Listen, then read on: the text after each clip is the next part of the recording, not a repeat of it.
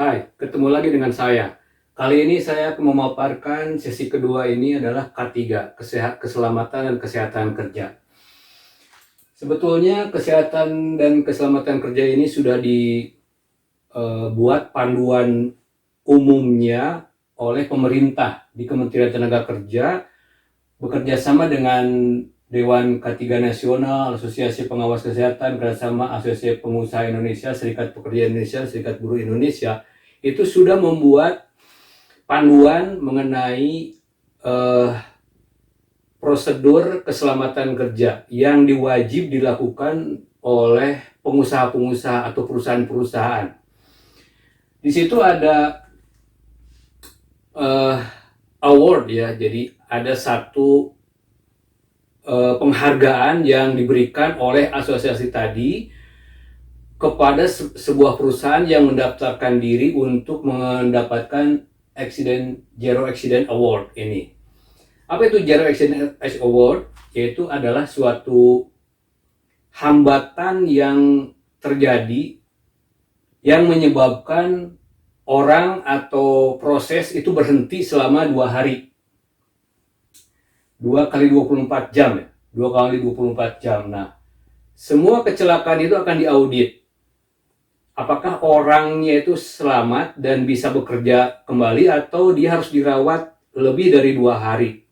Kalau dia lebih dari 2 hari maka itu adalah accident. Tapi kalau misalnya kurang dari 2 kali 24 jam, itu dinyatakannya tidak zero accident.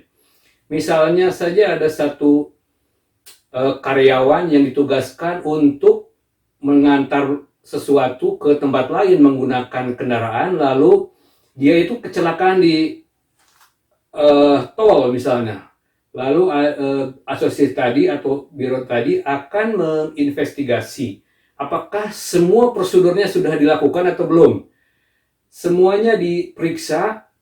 Kalau misalnya ternyata kecelakaan itu bukan akibat dia, maka dan orang itu selamat, tidak terjadi sesuatu apapun dari dia, tapi walaupun mobilnya hancur gitu ya, mobilnya hancur, tapi orangnya selamat, dia masih bisa bekerja besoknya, maka itu dinyatakan bukan accident, ya, itu dinyatakan bukan accident, bukan accident, jadi tidak dihitung oleh accident. Nah, yang disebut dengan accident adalah terhambatnya produksi, terhambatnya orang itu dia sampai dia tidak bisa bekerja kembali, gitu ya.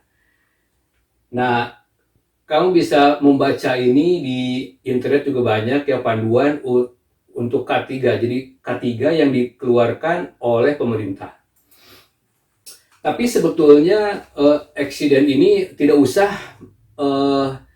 mendaftarkan diri untuk mendapatkan award zero accident tadi. Perusahaan yang baik atau yang ingin menjamin kelancaran kegiatan produksinya, kegiatan industrinya, maka harus menerapkan K3 di perusahaan tersebut. Mereka harus menyediakan semua fasilitas-fasilitas untuk menangani K3, kecelakaan di tempat, dan melakukan pendidikan-pendidikan sehingga tidak terjadi kecelakaan ya. Nah, dari diri kita sendiri itu bisa juga dengan melakukan beberapa hal yang di sini yang harus dilakukan untuk menghindari terjadi kecelakaan. Kecelakaan yang merugikan diri sendiri, kecelakaan yang merugikan proses, kecelakaan yang merugikan perusahaan dan lain-lain ya. Jadi yang paling utamanya di sini adalah perilaku dan sikap kerja yang aman. Kalau kita mau bekerja di perusahaan, maka perilaku kita di rumah atau di bukan tempat bekerja itu harus dirubah ya.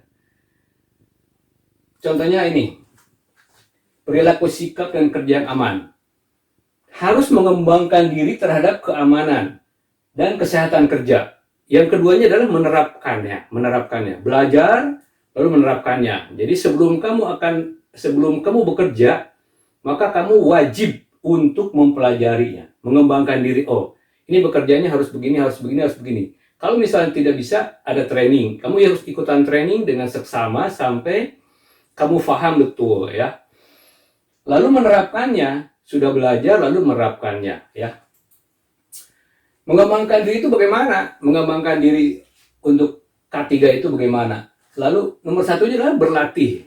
Berlatih bekerja dengan aman. Bagaimana berlatih bekerja dengan aman itu?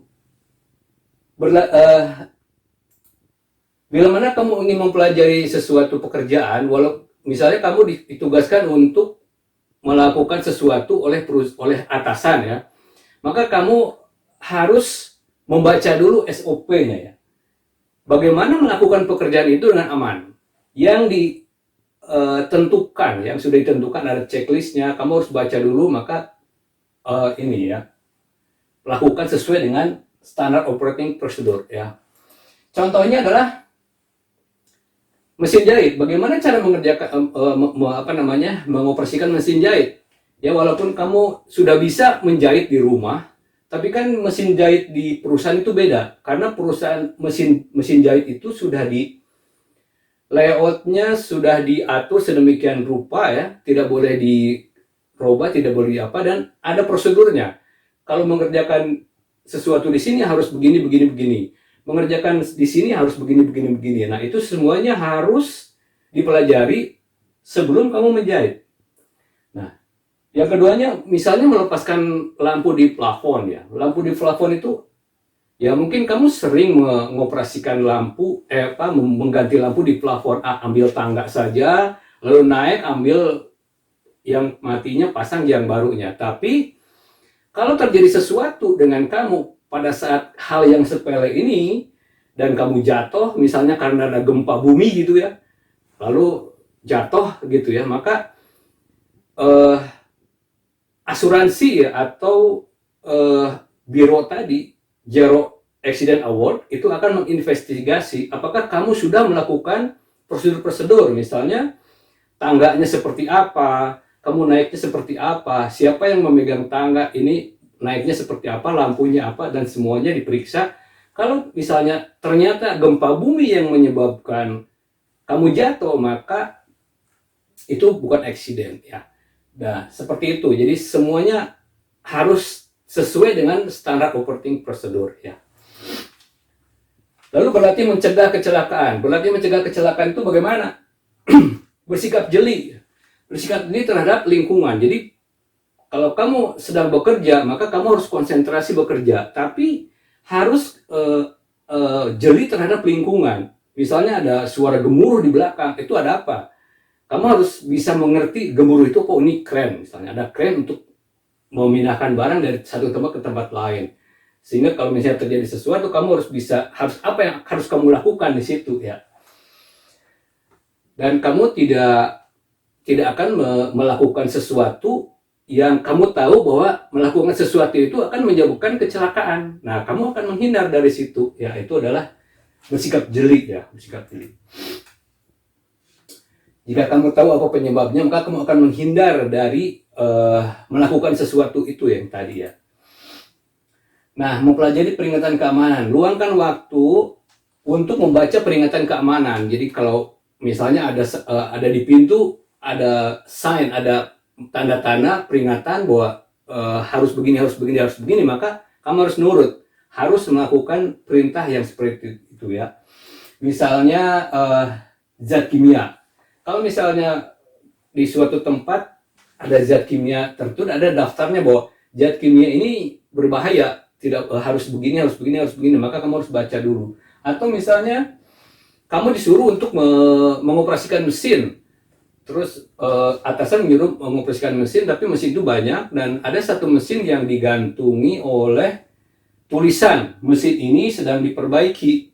Ada di cantolan saklarnya gitu, di situ mesin ini sedang diperbaiki, nggak boleh dibuka. Nah, kamu nggak boleh pakai mesin itu, nggak boleh dilepas itu ya ini. Maka kamu carilah mesin yang lain gitu ya.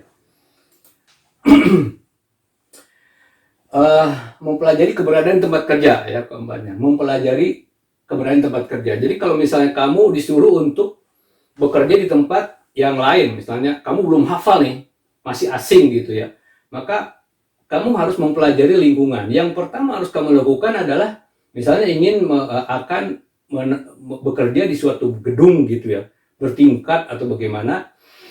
Nah, yang pertama harus dilakukan adalah kamu cari pintu darurat untuk evakuasi. Pintu darurat untuk evakuasi kalau misalnya terjadi sesuatu di situ, misalnya kebakaran atau ada kecelakaan atau ada apa, dan kita harus turun ke bawah atau keluar dari bangunan itu, maka kamu harus cari pintu evakuasi ya, evakuasi ya. Pintu darurat itu harus bagaimana?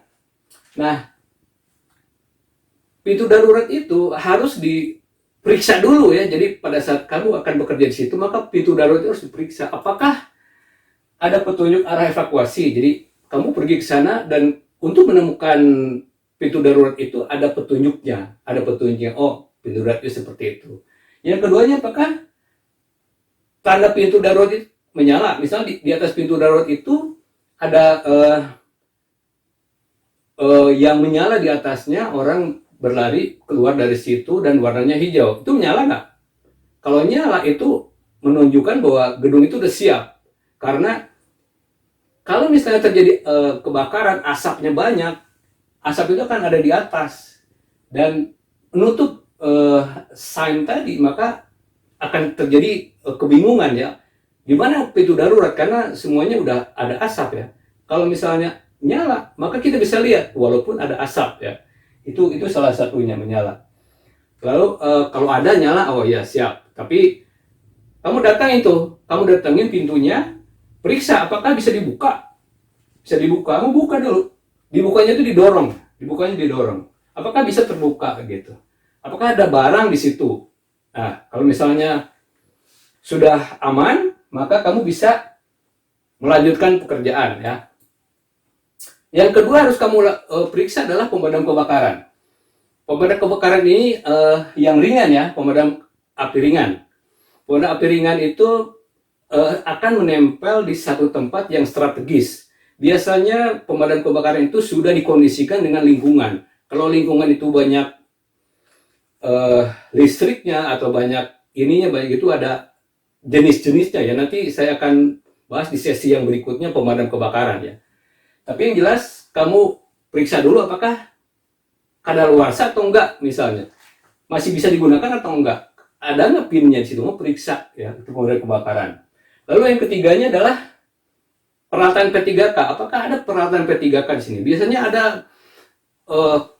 tanda-tanda bahwa di tempat P3K itu ada di mana. Itu warna hijau nanti warna hijau seperti itu. P3 ada kotaknya, apakah ada kotaknya? Nah, kalau sudah bagus, maka kamu cari yang keempat, yaitu tombol darurat ya. Tombol darurat untuk memutuskan arus listrik ya. Kalau misal kamu kerja di situ dan lama gitu ya, maka kamu harus mempelajari untuk diri sendiri dan untuk orang lain ya. Yang boleh dan yang tidak boleh gitu. Jadi kalau misalnya saklar untuk emergensi, untuk mematikan, kalau misalnya sudah selesai atau emergensi ada sesuatu yang celaka di sana, maka ada yang berhubungan dengan listrik, maka kamu harus mematikannya itu untuk menolong yang lain atau yang untuk kamu sendiri ya. Misalnya pada satu mesin itu selalu ada emergency stop ya. Emergency stop. Jadi kalau kamu bekerja banyak mesin gitu, terus ada orang minta tolong, ada yang ngejerit gitu, ada yang ketarik misalnya, ada yang orang mau celaka begitu, maka kamu cari tombol yang warnanya merah. Tombol warna merah biasanya adanya di atas ya. Dan itu yang langsung dimatikan sama kita dan listriknya akan putus ya. Listriknya akan putus. Emergency stop gitu ya. Kalau misalnya tidak sempat, maka kamu buka sepatu, dilempar, tombolnya kena, maka mesinnya mati gitu ya. Salah satu contohnya seperti itu ya. Lalu peralatan proteksi dan pakaian pelindung. Nah, peralatan proteksi dan pakaian pelindung itu banyak ya, misalnya di rumah sakit, tempat operasi, tempat pembuatan obat, terus elektronik atau makanan ya, kebanyakan makanan ada APD proteksi. Kamu harus memakainya itu wajib ya, wajib. Ini wajib. Kalau misalnya wajib untuk memakai APD, maka kamu periksa di mana APD-nya atau ditanyakan kepada yang di situnya ya. Karena ini sangat penting juga. Nah, kalau misalnya sudah semuanya ini aman, maka kamu boleh bekerja di situ ya dengan aman karena kamu sudah menguasai tempatnya, keberadaan tempat kerja. Oh, ini gini, kalau ini begini, harusnya begini, harus begini gitu ya. Lalu yang menerapkannya, bagaimana menerapkannya? Setelah kita pelajari semuanya, kita ini maka harus diterapkan. Penerapannya bagaimana? Yang paling utamanya adalah sikap kamu pada saat bekerja itu harus berbeda dengan sikap kamu di rumah ya. Di rumah kamu suka bercanda, suka main-main seperti itu. Maka kalau bekerja, kamu tinggalkan sifat-sifat yang jelek-jelek, maka masuk ke perusahaan itu harus sikap yang baik-baik ya. Jangan bergurau, menyandung untuk membuat orang tertawa seperti itu nggak boleh ya. Atau mungkin ada yang suka megang-megang atau apa begitu ya, itu sebaiknya tidak dilakukan. Kamu sikapnya baik saja. Karena itu sangat berbahaya di tempat-tempat yang banyak mesin, banyak yang benar-benar berputar ya, seperti itu ya. Lalu yang keduanya adalah selalu berjalan ya.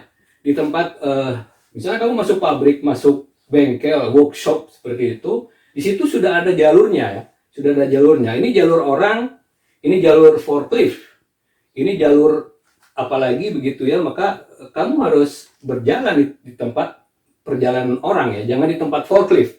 Nanti berbahaya, forklift lewat, kamu ketabrak nanti. Maka kamu jalan di tempat orang dan tidak boleh berlari ya, tidak boleh jalan aja, tidak boleh berlari. Cuman berlari itu boleh dalam keadaan darurat ya. Dalam keadaan darurat, misalnya ada seseorang yang harus ditolong sama kita, maka kita lari untuk menyelamatkan orang itu ya. Atau kita menghindar, lari menghindar kalau ada sesuatu yang jatuh dari atas atau yang ada dari samping, ada yang nyelonong begitu, nah kamu bisa lari atau apa gitu. Tapi dalam kondisi normal kamu harus berjalan, Yang ketiganya lah tidak mempermainkan alat-alat, misalnya pemadam kebakaran, kompresor dan lain-lain ya, peralatan bengkel gitu. Nah yang keempatnya tidak mengganggu operasi alat-alat yang berbahaya, misalnya kompresor atau kren.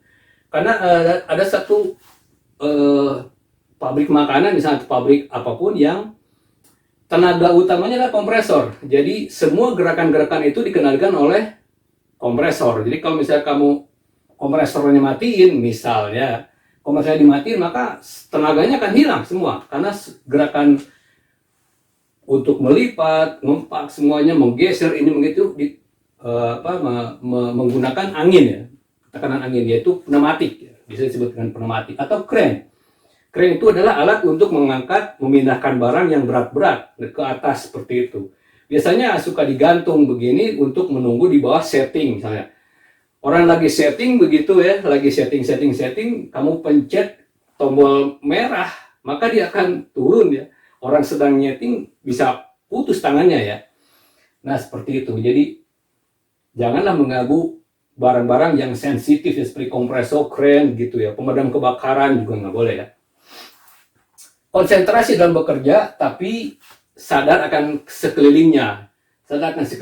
Kalau misalnya orang bilang, awas, atau apa gitu ya, maka kamu harus melakukan sesuatu yang benar ya. Jangan sampai bilang awas dan kamu jadi celaka gitu. Jadi kamu harus jeli yang tadi ya, konsentrasi dan sadar akan kejadian peristiwa di sekelilingnya gitu. Lalu taati rambu-rambu keamanan, dan pembatas area terlalang ya. Ini contohnya adalah kode warna ya, kode warna, tanda-tanda, simbol-simbol K3, yaitu biru. Kalau biru itu tanda perintah yang wajib dilakukan. Jadi kalau kamu melihat ada tanda warna biru, maka kamu wajib untuk mentaatinya ya, menaati. Hijau adalah tanda-tanda evakuasi ya, atau tadi evakuasi, jalur evakuasi keluar, atau tanda P3K seperti itu ya. Yang merah itu rambu larangan, dilarang untuk melakukan sesuatu sesuai dengan simbol gitu. Lalu kuning amber itu tanda peringatan. Lalu contohnya nih, ada simbol warna biru sarung tangan. Ini adalah berarti kamu wajib untuk mentaatinya. Di tempat-tempat tertentu itu banyak terdapat zat-zat kimia atau bibit penyakit atau benda panas, benda dingin, benda tajam dan lain-lain, maka di situ sudah disediakan sarung tangan. Sarung tangan yang sesuai untuk zat kimia, untuk bibit penyakit, untuk benda panas dan lain-lain ya. Sarung tangan pasti disiapkan di situ. Wajib sarung tangan. Maka kamu lihat di mana adanya sarung tangan atau minta izin sama yang berwenang di situ ya. Lalu ini sepatu safety. Ini juga kalau diperintahkan untuk memakai sepatu safety dan kamu bertamu ke situ kan tidak memakai misalnya tidak memakai safety shoe, maka kamu harus ganti sepatunya menggunakan safety shoe. Kamu minta sama orang yang berwenang di situ untuk meminjam sepatu yang ada di perusahaan itu. Biasanya disiapkan ya. Karena kalau tidak memakai, kamu bisa tersandung. Tersandung itu banyak baja-baja atau apa yang berserakan di situ, lalu kamu tersandung atau tertimpa. Ada yang tertimpa dan kaki kamu akan kejepit. Atau ada benda panas lagi di foundry misalnya atau di ruang las, dan itu benda-bendanya sedang proses pemanasan ya, sehingga diinjak juga nggak apa-apa karena sepatunya sepatu anti panas ya, injak-injak tajam seperti itu. Lalu wajib helmet ada di mana biasanya? Di kerja konstruksi, misalnya ada bangunan yang belum selesai sedang dikerjakan, maka ada benda-benda yang jatuh dari atas, atau overhead crane yang seperti itu yang memindahkan benda-benda dari satu tempat ke tempat lain, selalu berseliweran di atas. Itu pakailah helm supaya kalau ada yang jatuh tidak menimpa langsung ke kepala ya. Atau di lantai ventilasi udara contohnya di sesuatu yang ventilasinya itu vertikal ya. Ventilasinya vertikal, dia tidak bisa ke samping ya karena bangunannya tertentu, jadi lorongnya vertikal gitu. Maka lantainya itu berupa besi yang cross begini dan kita bisa jalan di situ, tapi ventilasinya vertikal. Nah, itu kamu harus pakai helmet karena ada benda dari atas bisa jatuh ya, dari lantai 2, lantai 3 juga bisa kena ya. Lalu terowongan, jadi kalau kamu harus masuk ke terowongan untuk memeriksa sesuatu, untuk mengerjakan sesuatu, maka pakailah helm karena tingginya mungkin kita harus jongkok atau di atas dan kita gelap di situ tidak tahu ya. Jadi kalau sandung berbahaya, sehingga wajib helm. Berikutnya adalah wajib pelindung mata di tempat berbahaya untuk kesehatan mata.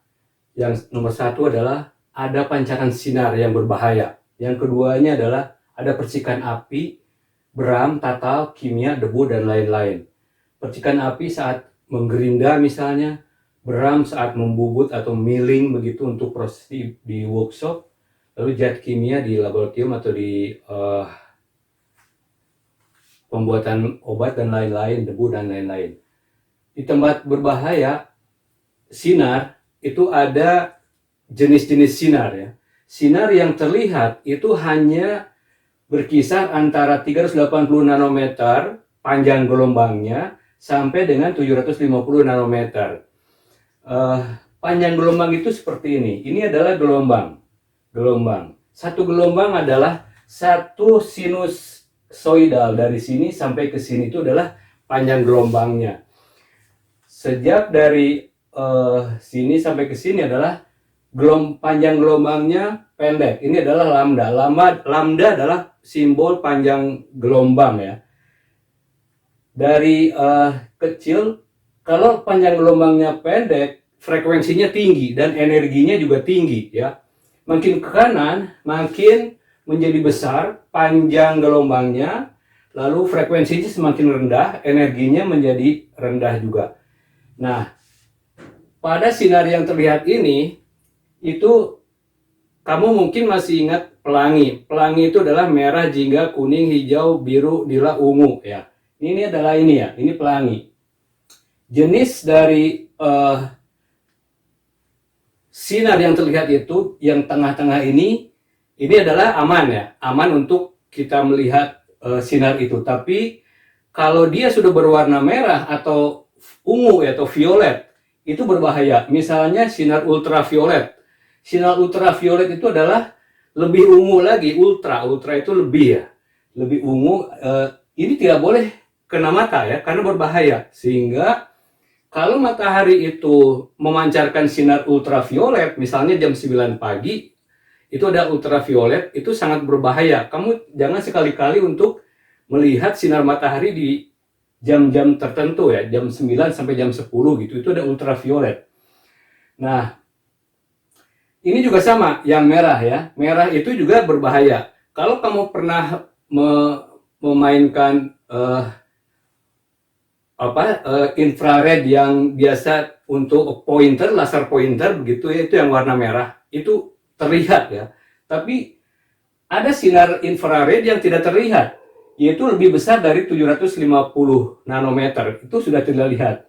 Nah, sinar laser itu panjang gelombangnya adalah 640 nanometer, dan itu sangat berbahaya karena sinar laser itu dia merusak mata. Sinarnya lurus, nanti saya akan bahas ya. Nah, selanjutnya kalau panjang gelombangnya lebih besar, itu ada dengan sinar gelombang radar, frekuensi modulasi, televisi, atau radio. Ini radio, ini aman nih, ini aman ya. Radio itu zaman dulu itu ada AM, ada SW, SW1, SW2, SW3, dan ada FM ya. Itu adalah gelombang-gelombang, panjang gelombangnya antara 100 meter sampai 10.000 meter ya. Sedangkan untuk microwave ya, kalau kamu pernah memakai microwave untuk memasak, itu mikro itu adalah lebih besar dari nano ya. Ini nanometer. Berarti daerah sini ini adalah microwave, sinarnya microwave.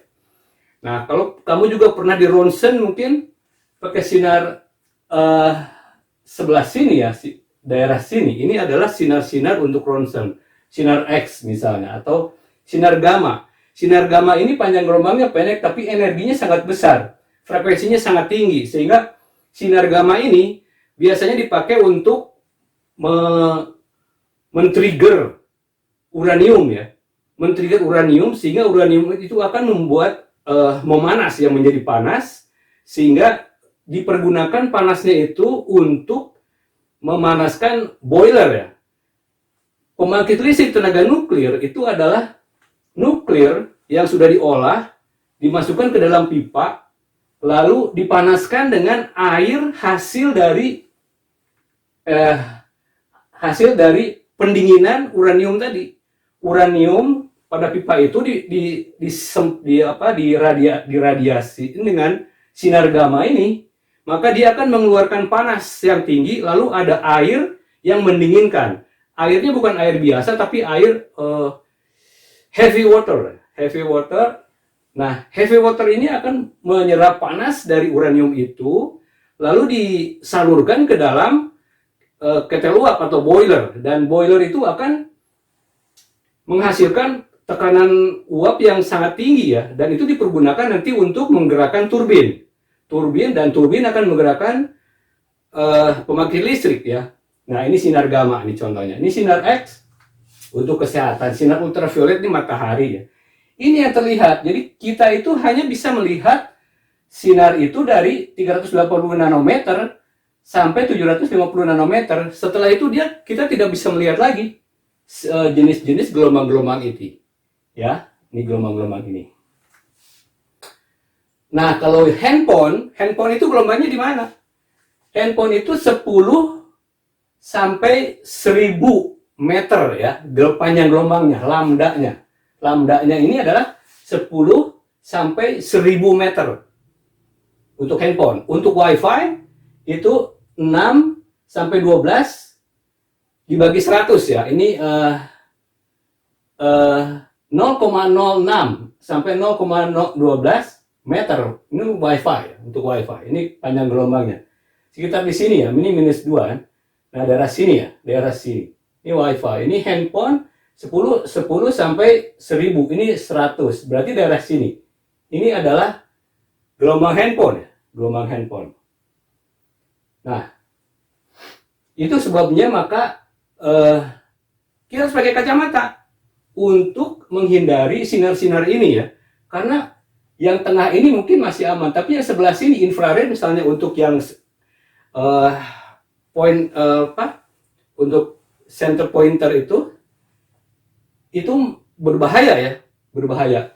Dia itu sangat tajam ya, lurus dan tajam, bisa merusak retina. Ultraviolet juga sama ya. Ultraviolet dari matahari itu jangan sekali-kali kamu melihat ultraviolet telanjang mata ya. Harus pakai kacamata. Ada filter, kacamata itu ada filternya, filter untuk menyaring sinar-sinar ini ya. Banyak di pasaran filter-filter yang dipakai pada kacamata untuk menghindari sinar-sinar ini ya. Untuk sinar las juga sama ya.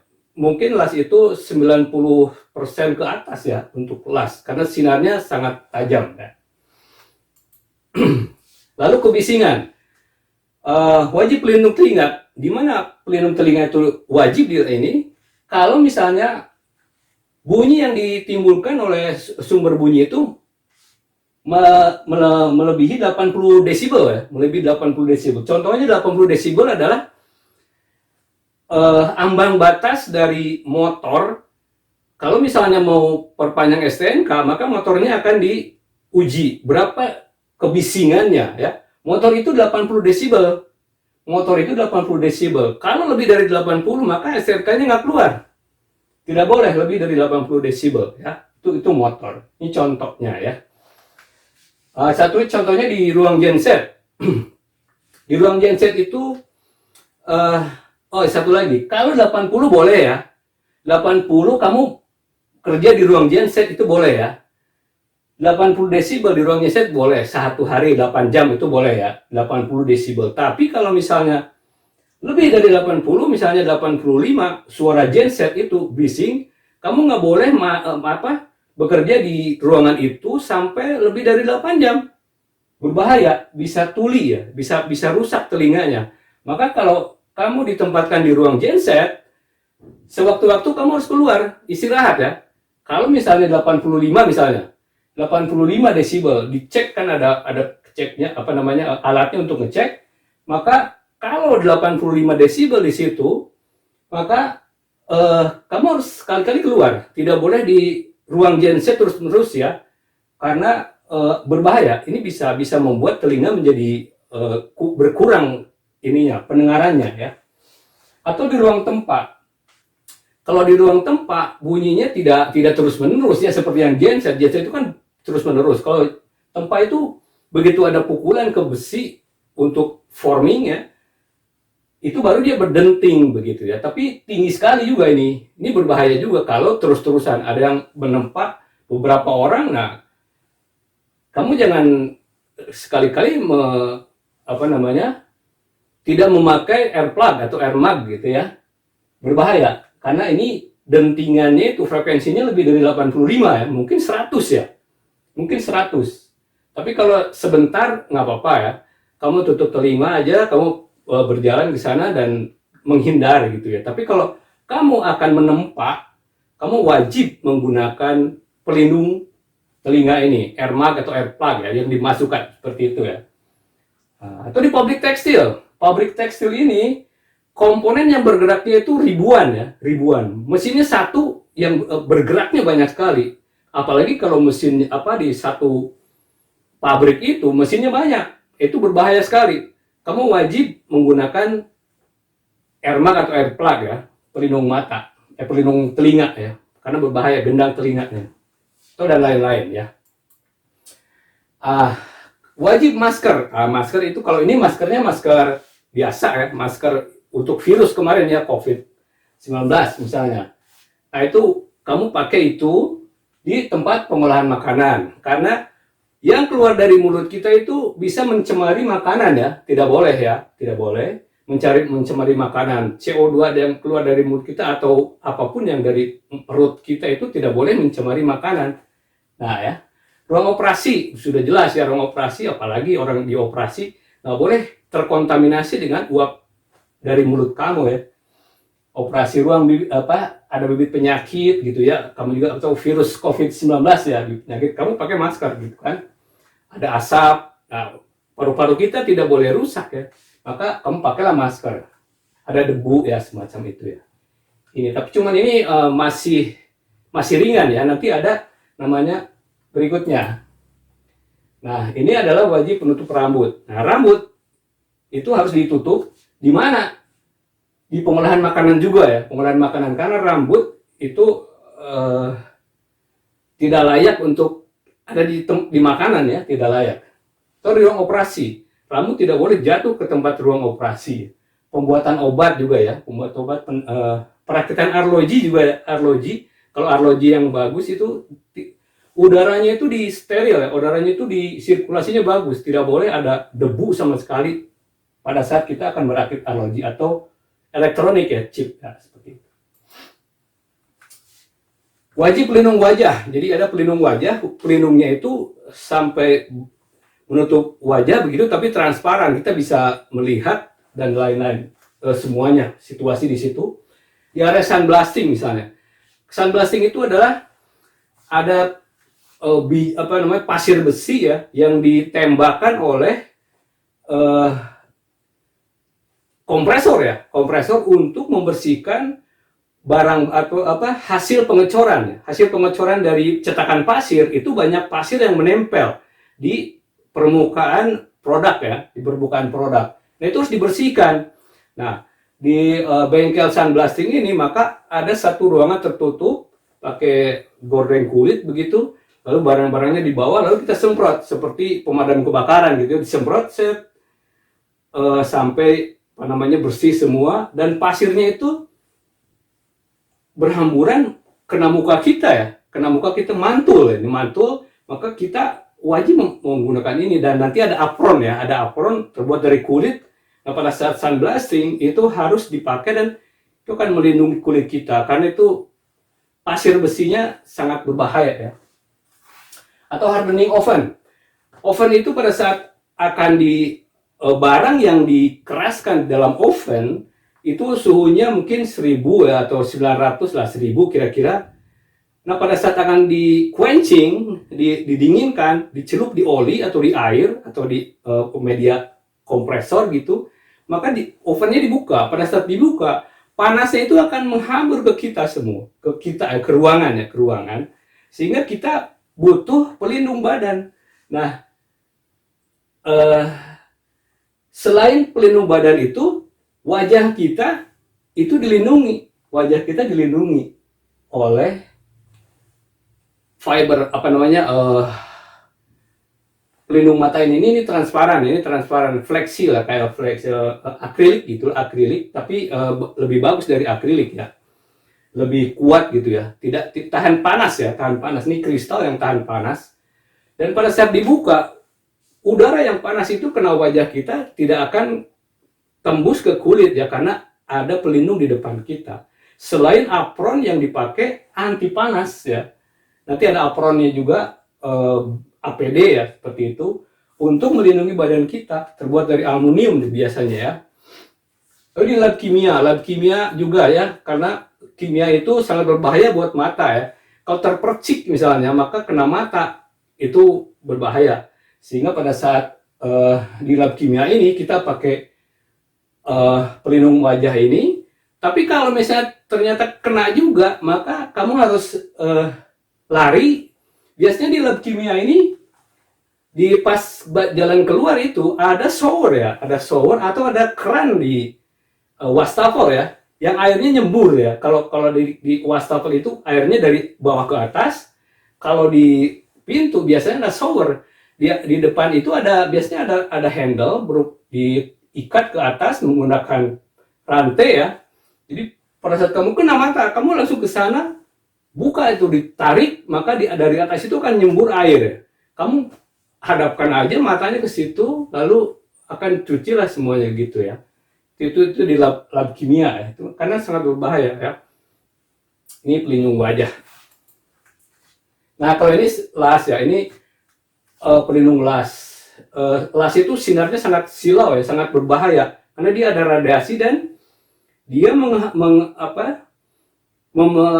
memproduksi jadi selongsong dari las itu dia akan sebagai pelindung supaya busurnya itu steril dari oksigen ya, steril dari oksigen sehingga oksigen dibuang ya oksigen sehingga pengelasan menjadi sempurna. Nah, pada saat oksigennya diusir sama itu maka dia akan masuk ke badan kita juga sehingga apabila kita mengelas las listrik ya menggunakan selain ini maka kulit kita akan rusak ya, kulit kita akan rusak. Nah, ini gunanya adalah untuk menutup supaya kulit leher ini tidak kena radiasi dan tidak kena uapnya itu panas dan tidak kulit yang alergi akan membuat dia akan melepuh di sini ya. Sehingga wajib menggunakan ini. Kalau biasanya kita melihat orang-orang las listrik ini menggunakan kacanya doang. Kacanya itu kira-kira 95% ya. Filternya, ribennya tuh 95. Dipegang dengan tangan begitu aja lalu ngelas. Kalau sedikit-sedikit nggak apa-apa, tapi kalau ngelasnya banyak itu sangat berbahaya ya. Sangat berbahaya. Kulit bisa rusak, mata juga kalau tidak kesandung misalnya akhirnya matanya kena juga. Nah, itu berbahaya. Sehingga mendingan ditutupkan di kepala sehingga menutup semuanya ya. Rambut, leher, mata, semuanya kulit di muka. Itu pakai masker seperti ini ya. Nah, ini yang saya bilang tadi. Kalau misalnya udara yang di sekitarnya itu sangat berbahaya, maka pergunakanlah respirator seperti ini. Respirator ini bisa dibuka ini ya. Jadi filter yang ini itu bisa diputar, diganti dengan yang lain sehingga setiap jenis dari polusi yang ada di situ itu ada filternya. Filternya itu nanti akan saya bahas di sesi berikutnya ya untuk respirator ini. Karena ini sangat berbahaya ya. Misalnya ini adalah alkohol, epoxy resin. Ini hidrogen, ini sulfida. Sulfida itu racun ya. Ini cyanida apalagi ya, cyanida sulfur dioksida, hidrogen klorida dan lain-lain. Itu sangat berbahaya. Nah, filternya ini harus beda antara nomor 1, nomor 2, nomor 3, nomor 3 ya. Itu harus beda. Biasanya di sini jimolnya ada warna ya, ada warna. Nanti warnanya apa untuk apa gitu ya. Nanti akan saya bahas di sesi berikutnya. Nah, ini apron. Apron ini juga sangat beragam ya di tempat-tempat kerja itu. Ini tadi ya sunblasting, itu apron terbuat dari kulit ya, ada apron ya. Tapi APD yang ini bajunya itu juga overall ya biasanya untuk itu. Di hardening oven yang tadi saya udah bilang ya, dia panas yang tinggi sehingga APD-nya harus terbuat dari aluminium ya, sehingga tidak tembus ke kulit karena suhu 1000 itu panas sekali ya. Pada saat pintu dibuka, udaranya akan bergerak ke depan. Di lab kimia ya, tadi saya udah lab kimia ya, karena kimia itu sangat berbahaya juga. Di UGD kalau misalnya kamu ditugaskan di UGD misalnya, ada kecelakaan lalu orang berdarah-darah segala macam dan kamu harus membantu mengangkat, mungkin menjahit apa segala macam. Nah, sebelum mengerjakan itu semua yang ada di UGD itu, maka kamu pakailah APD yang ada udah standar ya di situ, pakai semua. Karena di orang yang celaka itu kita nggak tahu, mungkin di darahnya itu ada penyakit ya, mungkin HIV atau apa gitu yang ini. Nah, orang yang sudah menolong seperti itu di UGD pakai APD seperti itu udah selesai, maka dia harus masuk ke dalam satu ruangan khusus, disterilisasi, disemprot dari atas ke bawah ya. Kalau sudah steril, dinyatakan steril, oke, keluar, udah berarti selesai. APD-nya tinggal. APD masuk satu tempat khusus ya, karena mungkin bibit penyakit ya, banyak bibit penyakit di situ di orang yang sedang mereka jahit atau mereka bantu di UGD ini ya. Nah, setelah keluar dari situ, setelah dinyatakan bersih, maka dia boleh keluar, ambil lalu suruh istirahat ya biasanya karena banyak sekali tekanan di situ ya. Pembuatan obat juga ya. Kalau misalnya bikin obat Bodrex misalnya atau aspirin atau apapun ya itu mah apa namanya sederhana ya, tapi pembuatan obat yang harganya jutaan misalnya untuk apa namanya obat kanker gitu misalnya yang mengerikan itu obatnya itu racun ya, obatnya itu racun, jadi kita harus pakai APD. Nah, saya pernah ke satu apa namanya pabrik pembuat obat ini ya, lalu dilihat di situ orang yang masuk ke ruang itu untuk membuat obat, ruangan itu harus disterilisasi. Dinyalakan ada satu mesin ya, ada satu mesin, dia bisa scanning ruangan itu apakah ada bibit penyakit atau enggak. Nah, ada alat itu, harganya 2 miliar ya katanya 2 miliar. Dia bisa scan di ruangan itu, ada nggak bibit penyakitnya. Kalau misalnya negatif, udah clear, warna hijau, maka orang yang akan membuat obat ini boleh masuk. Pakai APD ya, pakai APD ini, udah semuanya nggak boleh ada rambut, nggak boleh apa, semuanya ditutup, dan dia bikin obat. Obatnya obat yang, apa namanya, harganya mungkin jutaan ya satu bijinya ya, satu tabletnya itu. Ini berbahaya ya, jadi di pembuatan obat ya, dan lain-lain. Rompi. Nah, rompi ini kalau orang yang akan bekerja malam hari, seperti polisi begitu ya, tapi di pabrik juga ada.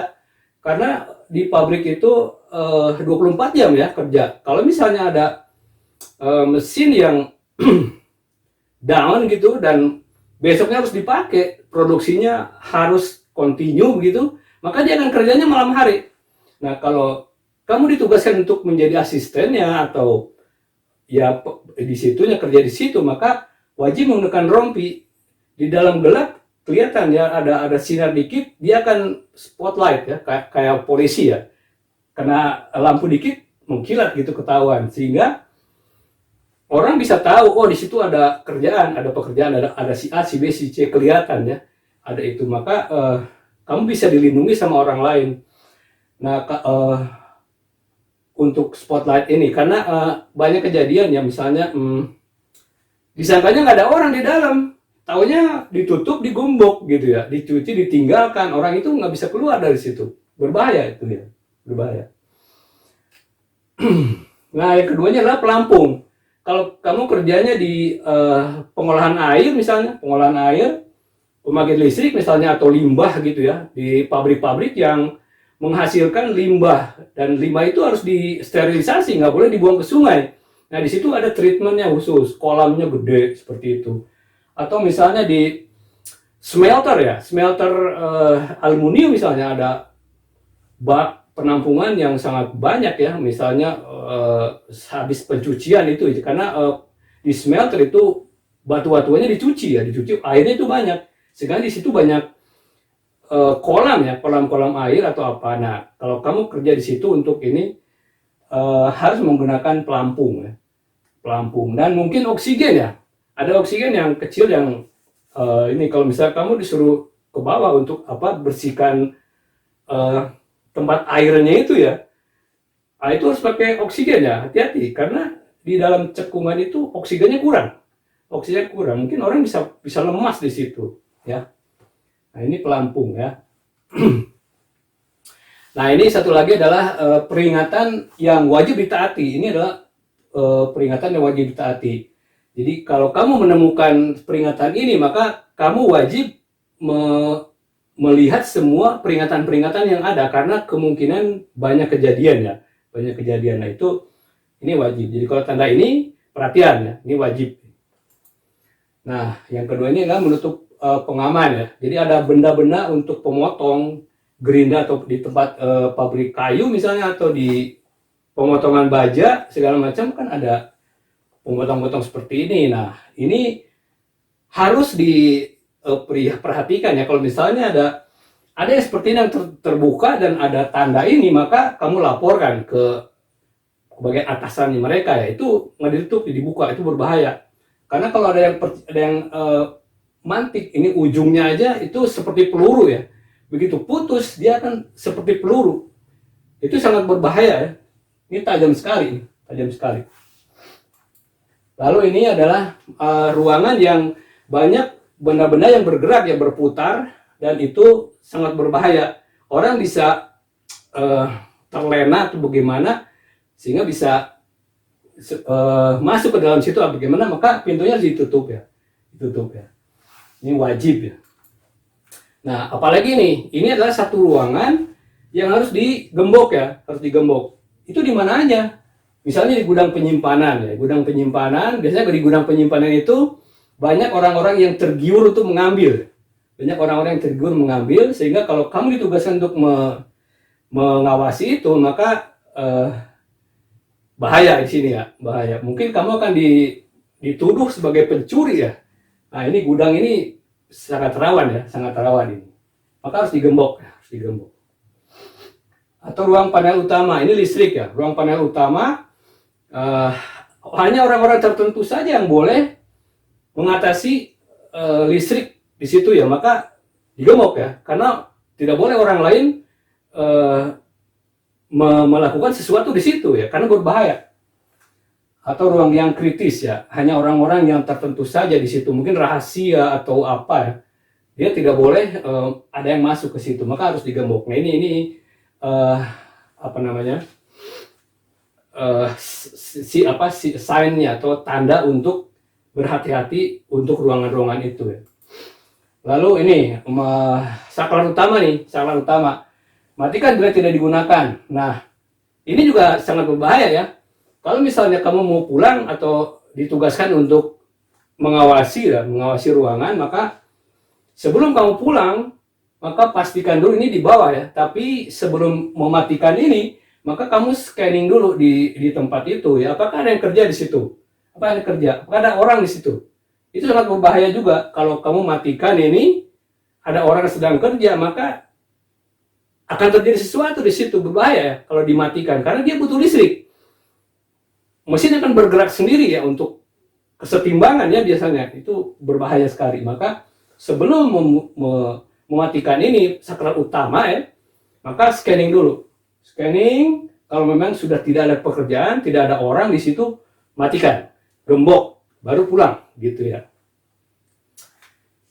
Nah, kalau yang ini adalah saklar ya, saklar tapi yang spot aja di ruangan, di daerah-daerah tertentu kalau sudah digunakan, maka harus dimatikan ya, karena sangat berbahaya. Biasanya kalau kebakaran-kebakaran di yang terjadi itu biasanya lupa mematikan sikring ya. Padahal di situ lagi masak kopi misalnya, kopi lagi nanak kopi di situ, alatnya nggak dimatiin, ditinggal begitu aja, akhirnya terjadi overheat ya, kebakaran akhirnya ya, seperti itu. Maka untuk menghindari terjadi kebakaran, matikan aja. Matikan aja. Kalau ruangan sudah selesai digunakan, maka matiin aja. Takutnya seperti itu tadi, ada yang lupa mematikan sesuatu di situ ya. Nah ini cuci tangan. Cuci tangan bisa di restoran atau di mana ya, di ruang operasi atau di mana-mana. Kalau waktu COVID-19 ini wajib di setiap tempat umum itu pasti akan cuci tangan dulu karena COVID ya, COVID-19. Tapi kalau kondisinya normal itu paling di tempat makanan lah misalnya ya, makanan atau apotek atau apa gitu ya. Nah ini perintah untuk menjaga kebersihan ya. Perintah untuk menjaga kebersihan, di situ kebersihan sangat penting ya, karena mungkin rumah sakit, mungkin tempat makanan apa di situ untuk menghindari terjadinya kontaminasi ya. Kalau orang makan sesuatu langsung dibuang aja begitu, maka sisa makanan itu akan terbang kemana-mana dan mencemari sesuatu, mungkin makanan atau obat-obatan dan lain-lain. Nah, ini tuh yang recycle. Jadi kalau semua barang yang ada tanda ininya recycle, maka dibuangnya ke tempat tertentu. Maka kamu kalau buang tempat apa sesuatu, maka kalau ada tanda ini tanda recycle ya. Tanda recycle itu bisa ditempatkan. Nanti orang-orang yang ditugaskan untuk mendaur ulang itu biasanya ngambil untuk didaur ulang. Biasanya sudah apa namanya, dipesan gitu ya. Misalnya daur ulang itu minyak goreng misalnya. Minyak goreng juga bisa didaur ulang ya. Minyak goreng itu bisa didaur ulang. Bisa dijadikan bensin, bahan bakar ya. Bahan bakar atau dan lain-lain ya. Nanti kita bahas. Minyak goreng itu ya, itu bisa. Atau kertas, plastik, dan lain-lain ya. Nah ini harap disusun dengan benar, karena kalau tidak benar produksi terhambat gitu ya. Produksi terhambat, susun dengan benar. Misalnya untuk packaging, untuk apa ya sini ya. Nah ini untuk mengangkat. Jadi kalau saat akan mengangkat di ke alat transportasi biasanya ada orang yang apa namanya terlalu berat sehingga akan sakit punggungnya begini. Maka ngangkatnya itu harus benar. Dia harus jongkok ya, jongkok angkat ya. Jongkok lalu diangkat. Jadi dengkul yang ini yang ngangkatnya bukan punggung ya. Nah, kalau misalnya tidak bisa juga maka pakailah alat pengangkat misalnya forklift atau bantu sama orang lain ya. Nah, ini bunyi klakson. Jadi ini wajib untuk pengendara forklift ya. Pengendara forklift. Jadi kalau di suatu tempat di bengkel ya, atau di penyimpanan barang misalnya itu banyak forklift berkeliaran ya. Forklift untuk menyimpan barang-barang hasil produksi. Nah, forklift itu kan membawa barang itu di depan, bawa di depan, dan dia tidak bisa lihat di depan ya, tidak bisa lihat di depan, dia bisa lihat dari samping aja karena kehalang sama barang. Sehingga kalau ada tanda ini, maka dia wajib untuk membunyikan klakson.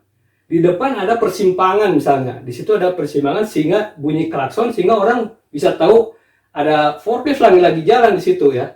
Nah, kalau apa namanya? Karena kalau misalnya barangnya terlihat jalannya, mungkin kita bisa nyalain sebentar aja. Tapi kalau misalnya tidak terlihat di depan, maka bunyikanlah klakson untuk menghindari orang terlindas ya, orang terlindas.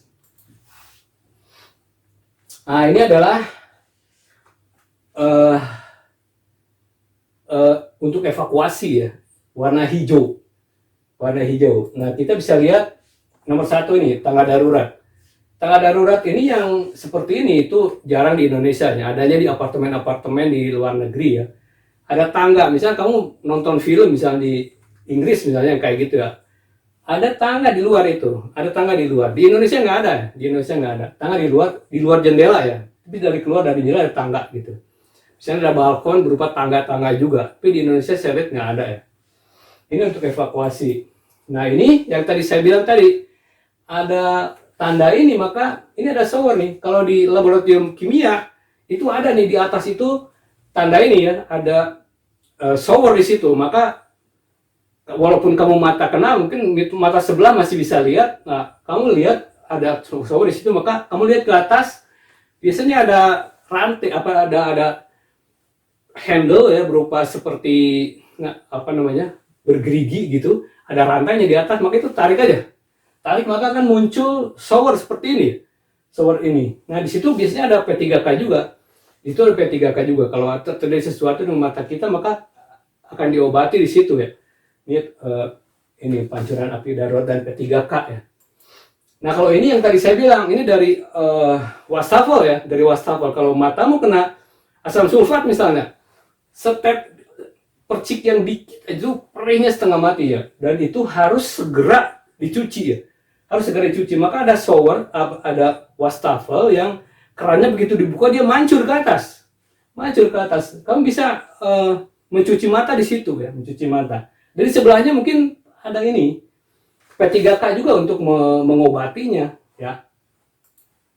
Nah, kalau ini tandu, kalau bisa kamu ingin menolong seseorang ya, maka carilah tanda ini. Maka di situ ada tandu dan kotak P3K ya. Dan untuk menolong orang ya, Nah, kalau ini titik kumpul ya. Dalam keadaan darurat, misalnya gempa atau kebakaran atau apa, maka ada bunyi alarm dari gedung misalnya, maka semua orang turun ke bawah, berkumpul di satu titik di luar gedung ya, ada satu area tertentu, terus titik kumpul. Lalu nggak boleh keluar dari sini ya, sebelum lapor ke ketua tenannya di situ, tenan warden ya istilahnya. Tenan wardennya akan ngabsen ya, ngabsen si A, si B, si C, si D, masuk nggak? Ada nggak di hari ini? Nah, sudah ada nggak di titik kumpul ini? Kalau belum, dicari ke atas, dicari kemana dia. Nah, ini gunanya titik kumpul. Titik kumpul ini adalah gunanya untuk mengabsen. Apakah ada orang di atas atau enggak? Kalau ternyata ada satu orang yang nggak ada di absen, dan ternyata dia masuk, hari itu karena ada kontrolnya ya, dia masuk atau enggak, karena ada kartunya, dia masuk, tapi dia nggak ada, belum, maka akan dikirim beberapa orang untuk mencari dia, adanya di mana, siapa yang lihat, dia akan cari.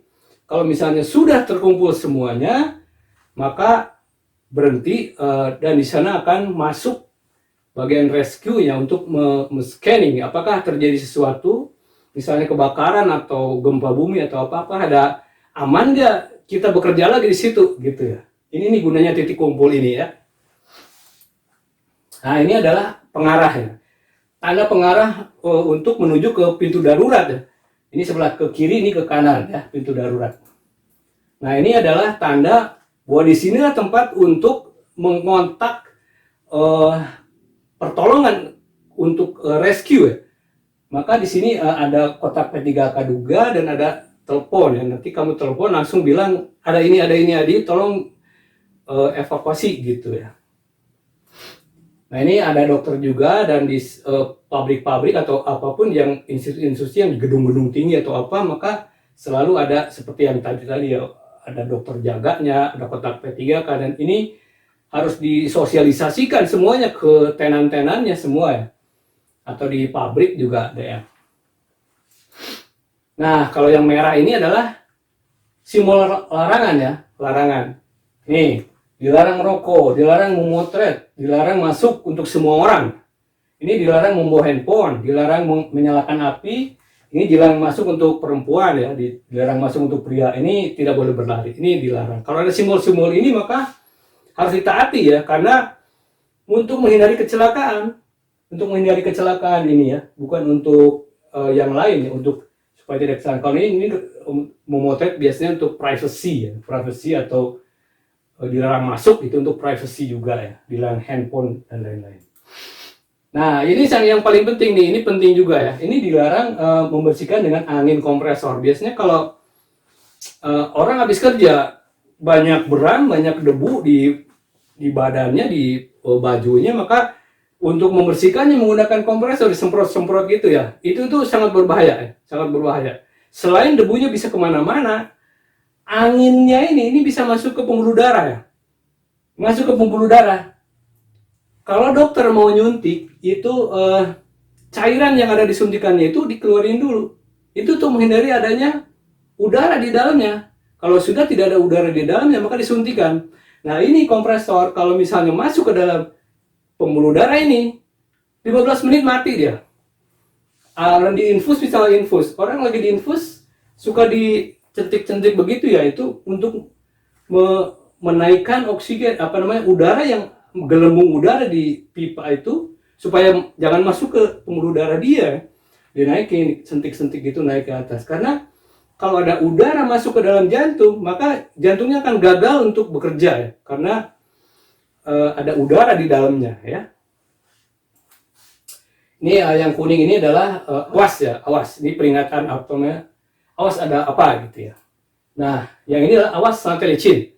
Ini biasanya diadanya di kolam renang, tempat pengolahan makanan, atau di pabrik pengalengan nanas ya, karena saya lihat di pabrik di nanas, pengalengan nanas di Lembang gitu ya. Itu kalau misalnya habis bekerja di pengalengan itu, mesinnya itu disiram sama air. Disiram sama air karena cairan nanas itu sangat berbahaya. Cairan nanas itu sangat berbahaya dan dia bisa membuat karat ya, berkarat, besi-besi bisa berkarat oleh cairan nanas ini, sehingga pencuciannya itu dengan air bertekanan ya. Air bertekanan sehingga pada saat pulang itu lantainya licin. Nah, itu sangat berbahaya. Kalau tidak terbiasa ya. Di pasar modern juga sama. Di pasar modern itu setiap 1 jam ada orang yang ngepel ya di situ ya. Di pasar modern itu bersih Kenapa bersih? Karena tiap 1 jam dibayar dipel. Nah, kamu harus tahu ini pada saat dipasang modern jangan ada simbol ini. Biasanya di segitiga begitu di lantai ada awas lantai licin. Nah, kamu harus jangan ke situ ya, jangan ke situ karena lantainya licin. Berbahaya kalau terjatuh. Yang ini adalah awas ada persimpangan jalan. Biasanya di jalan raya atau di bengkel yang banyak menggunakan forklift. Ya, di situ harus berhati-hati operator forkliftnya. Lalu ini adalah awas zat kimia berbahaya. Pada jerigen biasanya ditempelkan simbol ini untuk memberitahu bahwa di situ ada zat kimia yang berbahaya ya. Atau pada pintu gerbang, pintu gudang penyimpanan kimia berbahaya ini ya. Lalu ini adalah awas listrik tegangan tinggi ya. Tegangan tinggi ini biasanya adanya di sutet ya, di tiang transmisi super tegangan tinggi. Biasanya itu tegangannya sampai 150.000 volt ya. Untuk ke daerah yang lebih dalam lagi itu diturunkan menjadi 35.000, dan di lokasi bengkel atau di perusahaan itu diturunkan menjadi 380. Nah, kesemuanya itu tiang-tiang atau trafo-trafo itu diberi tanda awas tegangan tinggi ya. Atau di panel listrik di lokasi pabrik ya, itu ada juga simbol ini di area tiang atau transmisi tegangan tinggi seperti tadi ya. Hanya orang-orang tertentu saja yang boleh masuk ke dalam situ karena ada radiasi atau radiasi tegangan tinggi itu sangat berbahaya ya. Nah, ini adalah awas suhu sangat dingin. Suhu sangat dingin ini biasanya ada di gudang penyimpanan daging misalnya ya, gudang penyimpanan daging. Nah, kalau orang yang bekerja di gudang penyimpanan daging ini saat ditugaskan untuk mengambil daging di dalam ruangan itu, maka dia harus ditemani ya. Kalau orang itu punya penyakit, misalnya dia tidak kuat dengan suhu dingin, maka kemungkinannya dia akan bermasalah di situ, sehingga perlu ditemani. Kalau dia sendirian ke dalam tanpa ditemani, maka kalau dia pingsan di dalam dan orang menutup, maka orang itu akan berbahaya ya, akan beku di situ dan mungkin meninggal ya. Atau di tempat penyulingan ya, tempat penyulingan itu gas yang akan dicairkan itu harus disuling dengan cairan dingin ya, cairan dingin mungkin di bawah 0 supaya gas yang menguap itu menjadi cair ya. Atau di laboratorium juga contohnya di ada alat-alat yang harus ditempatkan pada suhu di bawah kamar ya, suhu dingin 15 derajat sampai 20 derajat gitu. Karena kalau dia lebih tinggi maka alatnya tidak presisi lagi ya. Lalu ini adalah resiko ledakan. Resiko ledakan itu di mana? Di gudang penyimpanan bahan yang mudah meledak atau di tempat penambangan. Karena di penambangan misalnya tambang besi ya, atau di gunung mau diambil batuannya untuk diekstrak menjadi besi atau aluminium atau apapun ya, batuan itu, gunung itu diledakkan. Jadi untuk memudahkan pengambilan batu-batuan itu maka diledakkan sehingga hancur dan mudah untuk diambil ya tempat. Jadi untuk masuk ke daerah situ maka kamu harus berhati-hati. Nah, ini resiko sinar laser ya. Ini simbol adalah ada sinar laser di situ. Itu di mana? Di bengkel laser ya. Ada laser itu di pabrik-pabrik itu banyak yang menggunakan laser untuk alat potong misalnya ya. Alat potong besi juga bisa, akrilik, aluminium segala macam bisa dipotongnya dengan laser ya. Atau di bengkel las, ada las namanya las yang menggunakan laser untuk mengelas. Karena kalau mengelas itu kan benda kerjanya menjadi panas. Nah, kalau yang dengan las laser, benda kerjanya tidak menjadi panas sehingga strukturnya itu tidak berubah. Sehingga ini biasanya spotnya kecil ya, sehingga lumernya itu di tempat aja di mikro. Dia menggunakan mikroskop ya untuk mengelasnya itu, untuk perbaikan biasanya ya. Lalu di ruang operasi itu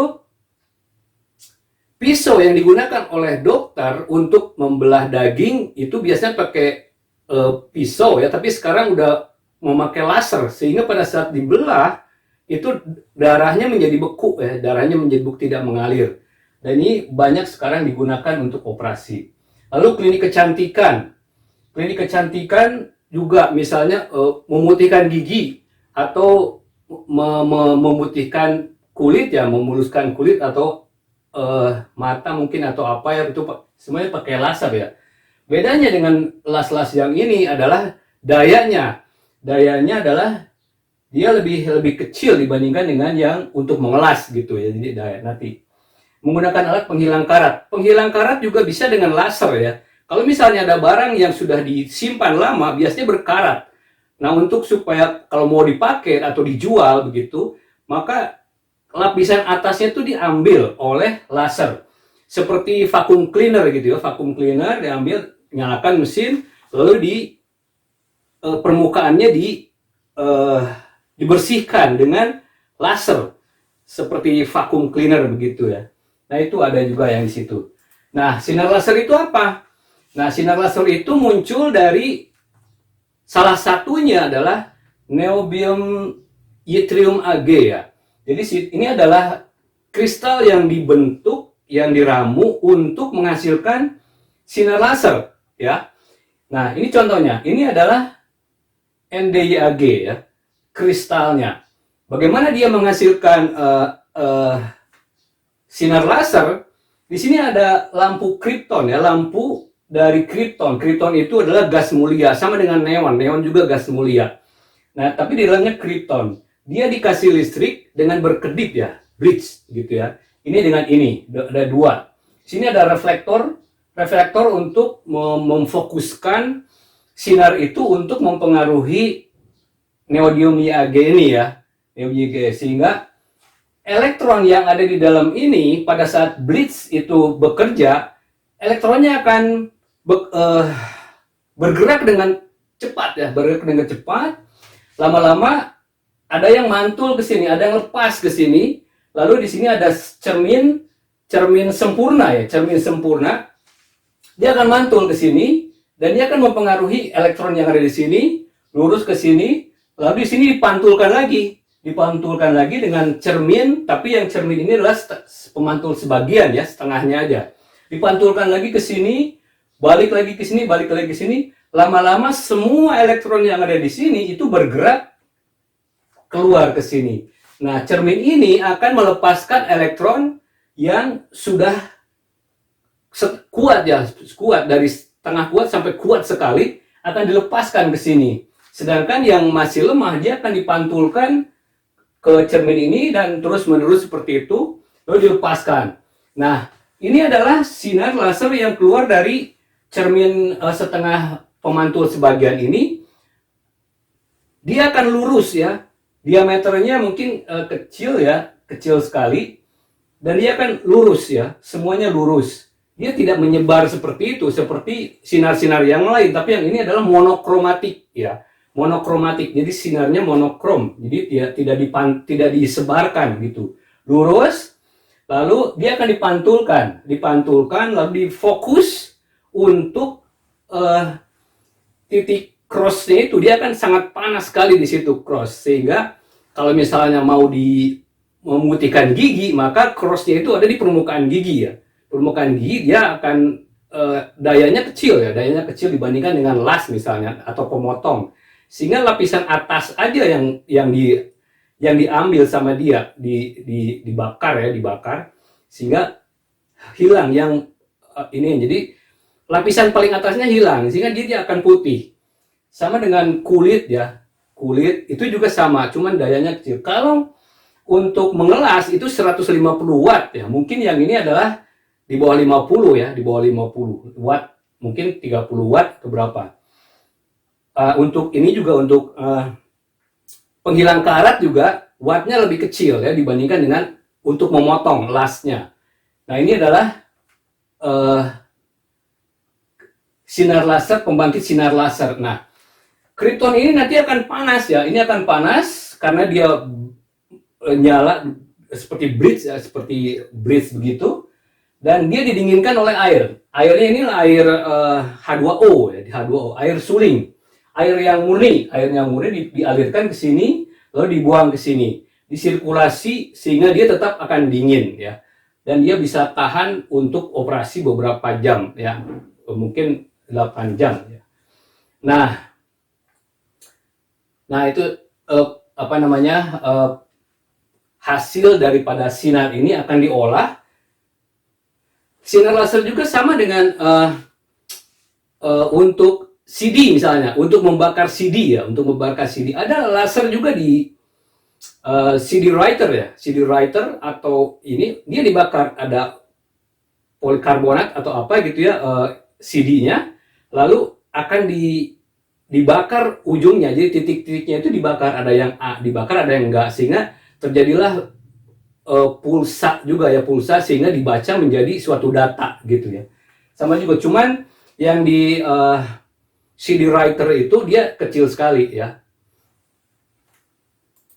Nah, kalau yang ini adalah awas resiko radioaktif. Itu biasanya di mana? Biasanya di gunung-gunung atau apa, tempat pengambilan eksplorasi bahan-bahan uranium misalnya, atau kalium, thorium dan lain-lain. Atau di pabriknya, di daerah pengolahan uranium ya. Pengayaan uranium ya. Lalu yang ini adalah resiko mikrobiologi. Mikrobiologi kita harus berhati-hati kalau ada ini, karena di situ akan ada bakteri-bakteri, virus-virus, jamur-jamur, parasit atau prion dan lain-lain, sehingga kita waspada ya. Semua orang waspada. Nah, ini awas mudah terbakar. Biasanya diletakkan di jerigen nih, wadah atau di jerigen-jerigen, tempat drum-drum, wadah cairan yang mudah terbakar ya. Atau di mobil pembawa cairan tersebut, biasanya di bensin misalnya ada juga, atau apa yang pakai mobil-mobil tangki begitu ya. Nah, kalau ini biasanya awas ada lintasan forklift. Jadi kalau di bengkel atau di pabrik seperti itu ada tempat jalan orang, ada tempat jalan forklift. Nah, ada simbol ini berarti itu adalah jalur forklift, dan kamu nggak boleh jalan di tempat yang ada di jalur forklift itu. Harus di jalan tempat lintasan orang ya. Ada di pelabuhan misalnya, atau di bengkel yang menggunakan forklift, banyak forklift, di gudang misalnya, atau di tempat pabrik-pabrik yang hasilnya berat-berat seperti mobil atau apa gitu ya, truk atau gear dan segala macam, saat memasukkannya ke dalam gudang.